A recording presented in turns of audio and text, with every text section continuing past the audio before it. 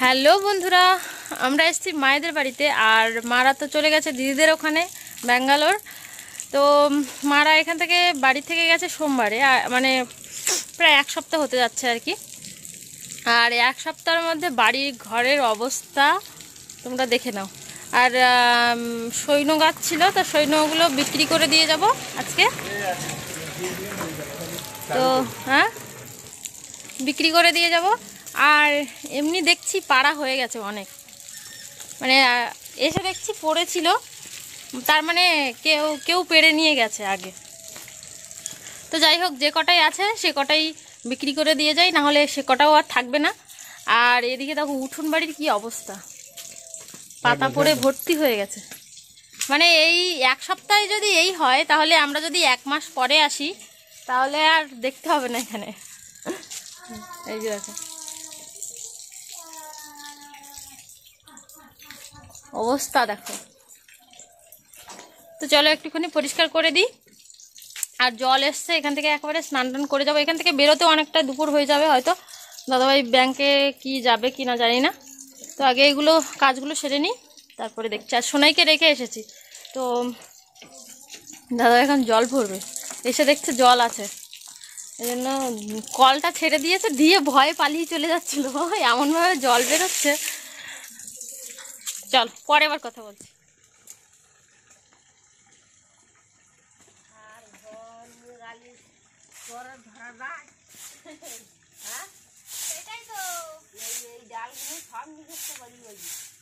হ্যাঁ, এদিকে নেই বলছে না।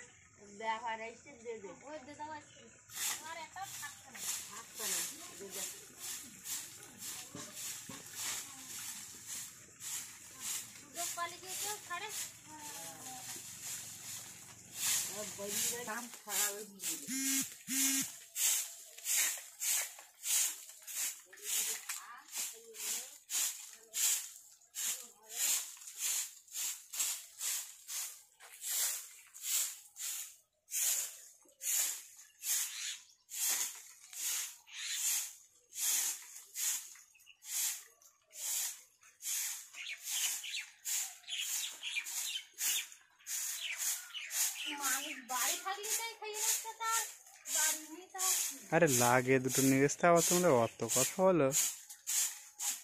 আর সেই করতো কথা বলতে, আবার সেই করতো।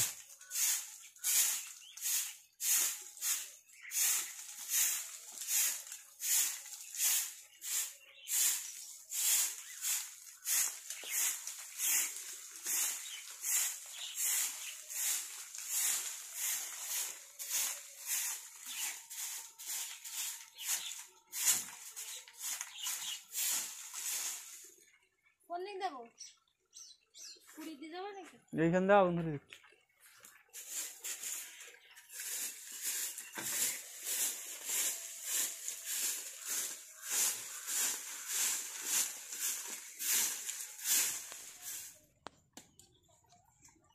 এত কিছু করতে এখন উঠতে পারতেন না। ওপরে দিলে কিভাবে জ্বলবে? ও ইউ আর ভেরি ডিসগাস্টিং। দাও লোকের লাইট জ্বালিয়ে রেখে না জানো।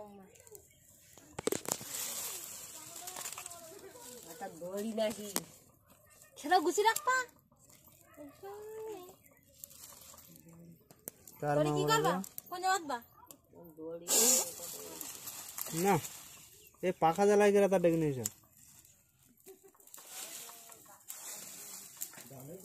এ ও পড়ে যাবে না, না তুমি ওদিকে ঝাড়িয়ে আনো।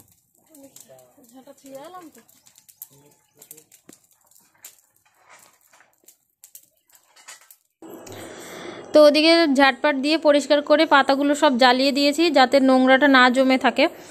আর এদিকে সজনো যারা কিনবে তারা চলে এসছে, ওদেরকে আসার পথেই দেখা হয়েছিল ওদের সঙ্গে। তো আসার সময় বলে এসেছিলাম যে সামনের বাড়িটায় আসবে, সজনো বিক্রি করব।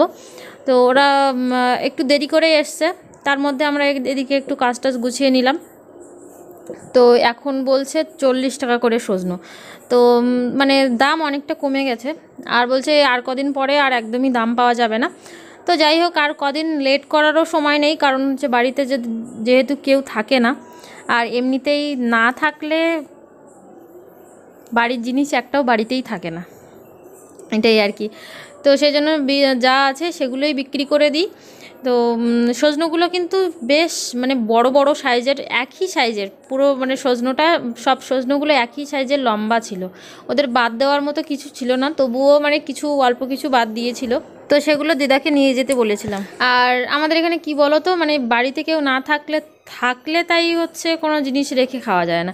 আমাদের এর আগের বছর মাদের একটা নতুন গাছে আম হয়েছিল, তো একটা আম মনে হয় প্রায় 700-800 গ্রামের মতো হবে, একটা বড় বড়, এত বড় বড় আম হয়েছিল। তো একটা আমও মানে মাদের খেতে দেয়নি, আমরাও খেতে পারিনি, সব চুরি করে নিয়ে গেছিলো। চারটে না 5টা আম হয়েছিল সেই গাছটায়। তো একটা আম পাড়া হয়েছিল কাঁচায়, তখন ভীষণ টক ছিল, কিন্তু পাকলে একদম খুব সুন্দর মিষ্টি। তো সেই আমটা মানে আর খাওয়াই হয়নি, সেই কাঁচাবেলায় মানে টক অবস্থায় খেয়েছিলাম, আর পাকার মতো অবস্থায় আর সেটা হতে দেয়নি, তার আগে চুরি করে নিয়ে গেছিলো। তো সেই জন্য এখান থেকে এসে দেখছি, দেখো বললামই না যে হচ্ছে এখান থেকে সজনে অনেকটাই পেড়ে নিয়ে গেছে ভিতরের থেকে। তো কদিন গেলে আর কদিন পরে আসলে এগুলো আর পেতাম না। তো যাই হোক, যতটুকুই মানে আছে ততটুকুই সেগুলো বিক্রি করে দিয়ে যায়, যে কটা টাকাই হোক না কেন সেটাই মঙ্গলজনক।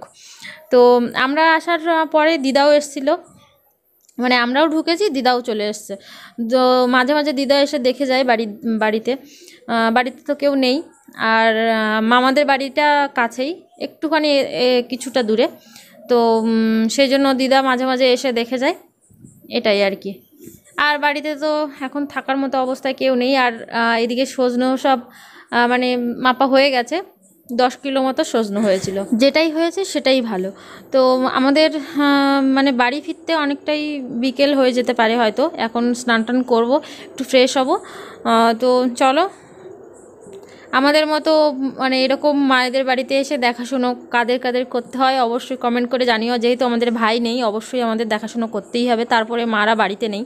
চলো, আজকে ভিডিওটা এখানেই শেষ করছি। ভিডিওটা যদি ভালো লাগে অবশ্যই লাইক কমেন্ট করে দিও। আজকের মতো টাটা, দেখা হচ্ছে নতুন ভিডিওতে।